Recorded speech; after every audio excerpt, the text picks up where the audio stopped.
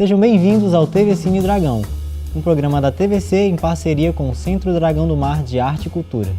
Em sessões semanais, diretamente da Sala 2 do Cinema do Dragão, Fundação Joaquim Nabuco, exibimos e compartilhamos nossos pontos de vista sobre algumas das obras mais expressivas do cinema brasileiro e mundial. E hoje encerraremos a temporada de cinema cearense com a exibição do filme O Céu de Sueli, dirigido por Karim Ainus.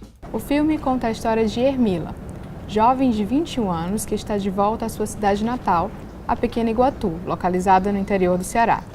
Ela volta juntamente com seu filho, Mateuzinho, e aguarda para daqui a algumas semanas a chegada do pai da criança, que ficou em São Paulo para acertar assuntos pendentes. Porém, o tempo passa e o pai simplesmente desaparece. Querendo deixar o lugar de qualquer forma, Hermila tem uma ideia inusitada e faz seu próprio corpo para conseguir dinheiro e assim comprar uma passagem de ônibus para que ela possa iniciar uma nova vida. E para conversar conosco, recebemos hoje o diretor de Praia do Futuro, Abismo Prateado, Madame Satã e muitos outros, Karim Ainus. Bem-vindo, Karim. É um prazer te receber aqui mais uma vez, né? Primeira temporada conversando sobre assuntos mais de cinema internacional e agora falando realmente do seu trabalho, né? Obrigado, um prazer estar aqui, poder falar do Céu de Sueli 10 anos depois, né? 10 anos depois, né? Um tempinho. Uma loucura. Tem uma outra ideia do que é o filme, né? Já.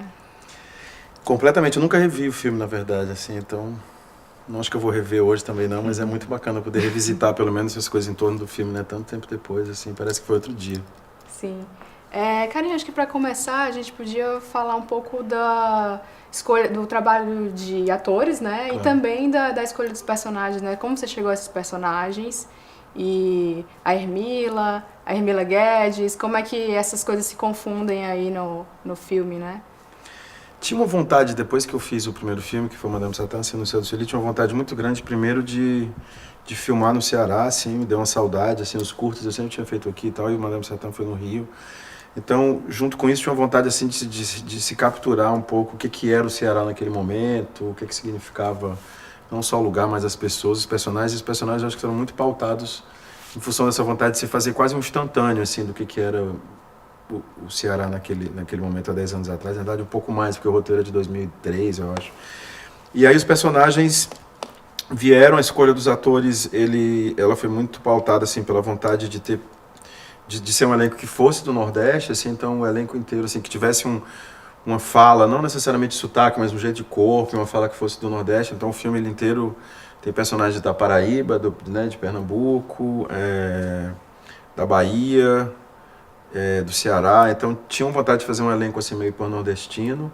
O filme teve uma perspectiva de direção de ator também que foi muito nova para mim, assim, porque o Céu de Sueli era um filme muito teatral, né? O personagem era um personagem muito teatral, assim, tinha uma coisa de uma interpretação que era um pouco 3 tons acima de uma interpretação mais naturalista, assim, e no Céu de Sueli tive uma vontade muito grande de adentrar o terreno de uma interpretação mais naturalista mesmo, assim, claro que artificial e tal, porque é cinema, mas indo por esse caminho. E aí foi a primeira vez que eu trabalhei com um preparador de elenco, assim, no Satã a gente teve um preparador de elenco, mas que foi mais uma preparação mais clássica, assim, quase de teatro, leitura de mesa e discussão dos personagens. E no Céu de Sueli foi muito bacana porque a gente tinha um desejo muito grande meio de imersão, assim, no lugar que o filme ia ser feito, que era Iguatu, no caso.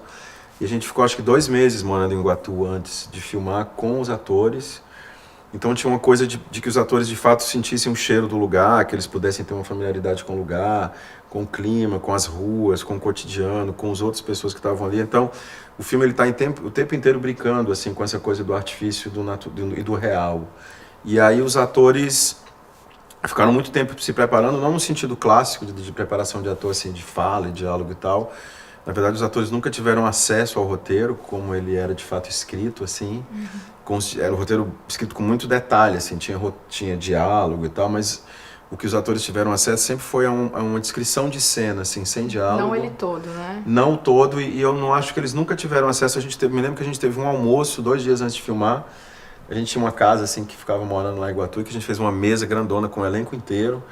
E foi a primeira e única vez que eles leram o roteiro do começo ao fim. Eles também não tinham noção de como é que o filme começava, como é que o filme terminava. Eles tinham uma noção vaga da jornada dos personagens.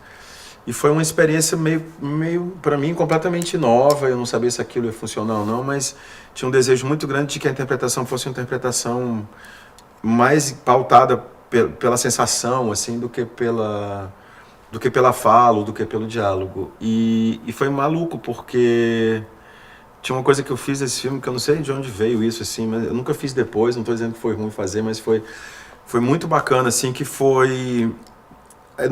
nunca se dizia ação, assim, porque a sensação que eu queria criar era de que estava todo mundo meio em estado ali, né? O personagem já estava colocado dentro do cotidiano, da experiência dos atores. Então era sempre, a gente fazia ali um ensaio de manhã cedo. Eu sempre gosto de fazer ensaio com figurino e maquiagem, então eles entravam figurino e maquiagem, faziam um ensaio para a gente entender um pouco a movimentação de cena, mas eles ali descobriam o que era a movimentação de cena e tal. E aí depois eles estavam prontos, tinha um trabalho muito grande de que os atores ficassem muito concentrados, assim, então tinha sempre um espaço, cada set tinha um espaço que os atores ficavam isolados um pouco da equipe, num trabalho de concentração. E depois a gente dizia só, eles faziam um segundo ensaio quando estava a luz e câmera pronta, né, depois que a gente tinha marcado a cena. E aí a gente sempre dizia assim, seguindo, e não tinha, era proibido ter claquete, porque eu achava que a claquete rompia de alguma maneira enfim, era como se você entrasse num outro estado, assim, não? Então nunca tinha claquete. Então foi difícil na montagem isso, né? Mas foi difícil, o montador reclamava, era uma loucura, uma confusão, mas, pô, sincronizar um filme... Não sei, eu trabalhei tantos anos sincronizando cinema, assim, quando eu comecei a fazer cinema para ganhar dinheiro, eu era sincronizador. Então eu sabia o trabalho que dava e a montadora ficava reclamando. Eu falei, não vamos reclamar não, tá tudo certo, depois a gente encontra. E quando você filma, você sempre encontra ali um jeito, né?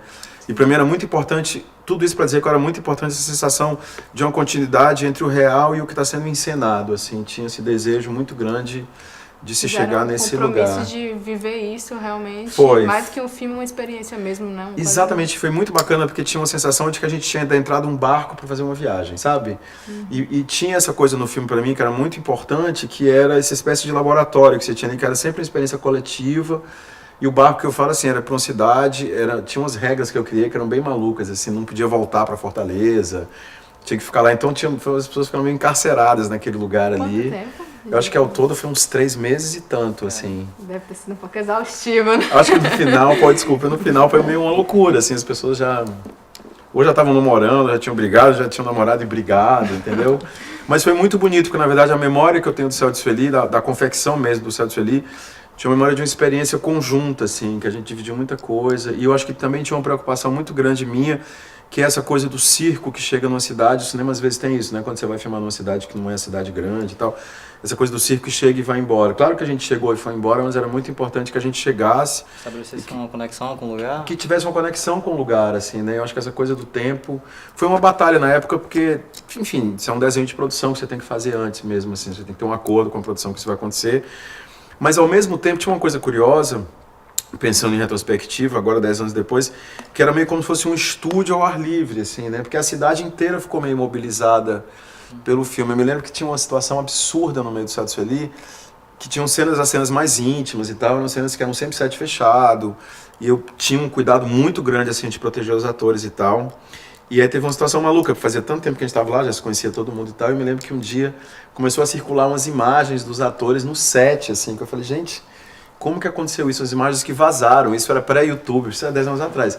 E na verdade os caras começaram a pegar as imagens que estavam sendo filmadas no vídeo assiste através de ondas de rádio, entendeu?